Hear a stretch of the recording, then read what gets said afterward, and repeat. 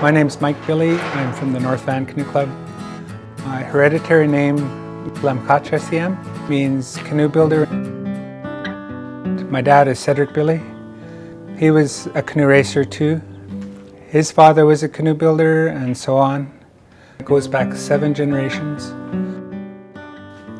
Canoes like this that are made out of dugout trees, they take about 4 years to cure and to carve and to recarve to keep the straight lines. And they're very precious. This is my old race dugout. It's called CJ. And I've been with this canoe for the past probably 25 years. So if you can imagine, it's a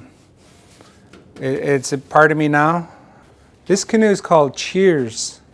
It was made in the 1960s, and for some reason it still goes out every day. I don't know why that is. We've made so many canoes. I've probably made 50 singles and doubles, and this one for some reason stands the test of time. It just has a way to make a newer paddler feel happy and safe. Mike Billy, his 3 children, and other Squamish Nation members are here to train for the annual canoe races. The native-only races have been held in Coast Salish territory since the 1870s.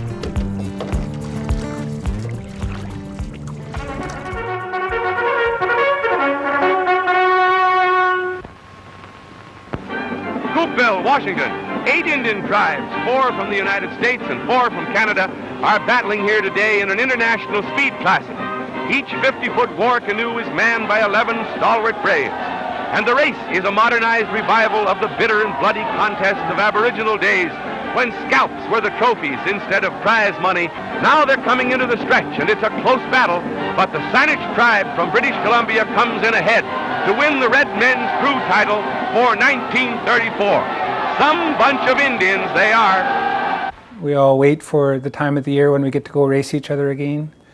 And it's like, for me, it's like 20 again, and it's summertime again. And all year long, I'll wait for that.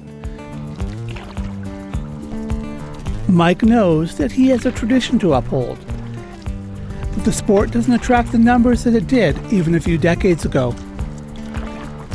When I first started paddling, there was 30 plus 11 mans, and that was in the late 70s. Recently, we're down to about 7 to 10, depending on which race you go to.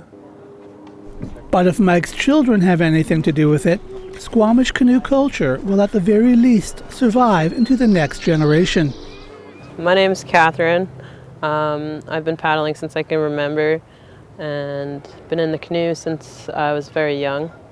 Even before I could paddle myself, I was in the canoe.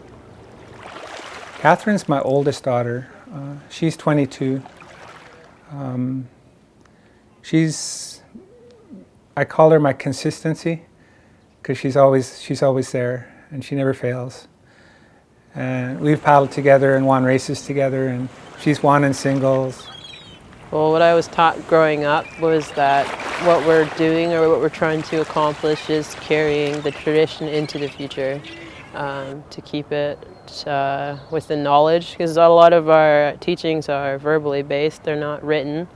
So I guess what my dad's trying to do is keep the teachings that he was brought up with and try to incorporate his own teachings, his own beliefs in canoe.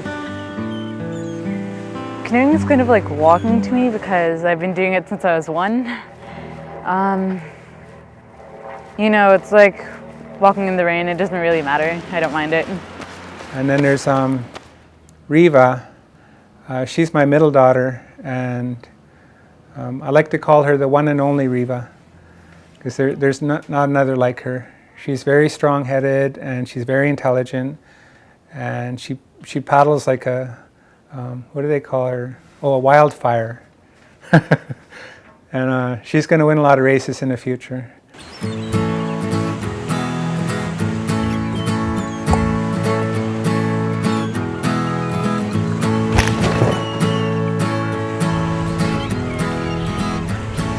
Anything that Mike wants to do in sports, he can do.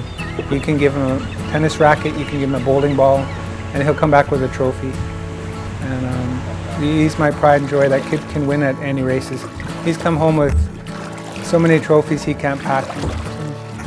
Yeah, it's just a joy watching him race. And he's already superseded me in the sport of paddling, which is kind of hard for me. But we race together and we have a lot of fun together.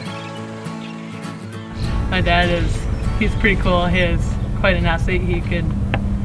He's like 50 almost and still coming like third in men's single. Even though her family spends so much time out on the water, Mike's wife, Denise Billy, is a big supporter of the paddling culture. Every evening we're gone for several hours, and for weekends, once we start racing, we're gone for weekends for better half of the summer. And she's had to endure that, and her first reply when she's seen it was, "You're not going to catch me dead in one of them things." And I just chuckled. But there's more to canoe culture than the thrill of winning. To be on the water is it's like my candy. It's hard to explain to people what it's like, but it's something. Once you're in shape, once you're in control of your canoe, and once the sun is shining, and once you're out there being part of the ocean, it's great. It's a great thing.